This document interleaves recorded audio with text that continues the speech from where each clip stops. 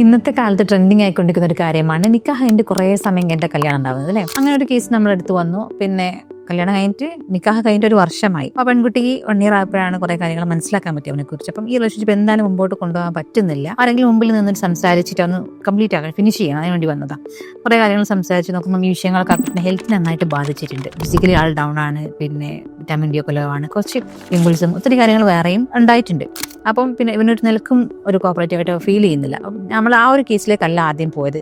ആദ്യമായിട്ട് ആ ഹെൽത്ത് ഒന്ന് സെറ്റാക്കാനുള്ള ഒത്തിരി നാല് സിറ്റിങ്സ് നമ്മൾ കൊടുത്തു. അതിനുശേഷം ആള് വന്നു, ഒരുപാട് മാറ്റം അവരിൽ വന്നു. ആ സ്ത്രീയിൽ ആള് മാറിയ സമയത്ത് ഒരുപാട് മാറ്റങ്ങൾ അവരിൽ ഓട്ടോമാറ്റിക് അവിടെ വന്നു. പിന്നെ നല്ലൊരു 4 സിറ്റിങ്ങിൽ അവർ വരുമ്പം കല്യാണ കത്തൊക്കെ ആള് വരുന്നത്. അപ്പം ഇത്രയും വിഷയങ്ങളിലൊരു പ്രോബ്ലം, ഇത്രയും പ്രോബ്ലംസ് ഉള്ള ഒരു കാര്യം വളരെ ഈസി ആയിട്ട് മാനേജ് ചെയ്യാൻ പറ്റുമെന്ന് വെച്ചാൽ ലാംഗ്വേജ് ഓഫ് ലവും മെയിൽ ആൻഡ് ഫീമെയിൽ സൈക്കോളജി ഒക്കെ പഠിച്ച് നന്നായിട്ട് മാനേജ് ചെയ്ത സമയത്താണ് അത്രയും സിമ്പിൾ ആയിട്ട് ഹാൻഡിൽ ചെയ്യാൻ പറ്റി. ഈസിയായി കല്യാണം കഴിഞ്ഞ് 9 months ആണ് പ്രഗ്നന്റ് ആണ് ഇപ്പോൾ. അപ്പോൾ പിന്നെ ഈ ലേറ്റ് ആക്കുന്ന ആൾക്കാരൊക്കെ കുറച്ചും കൂടി mail and female psychology, language of love ഒക്കെ ശരിക്കും പഠിക്കുക, അല്ലെങ്കിൽ കൗൺസിലിംഗൊക്കെ വിധേയമാവും. പ്രീമാറ്റിക് കൗൺസിലിംഗ് ഒക്കെ ഒന്ന് അറ്റൻഡ് ചെയ്യുക. ഒരു പൊസസീവ്നെസ്സും മറ്റ് പ്രശ്നങ്ങളിലേക്ക് നയിക്കാൻ ഒരു അവസരം നമ്മളായിട്ട് കൊടുക്കാൻ നിൽക്കരുത്.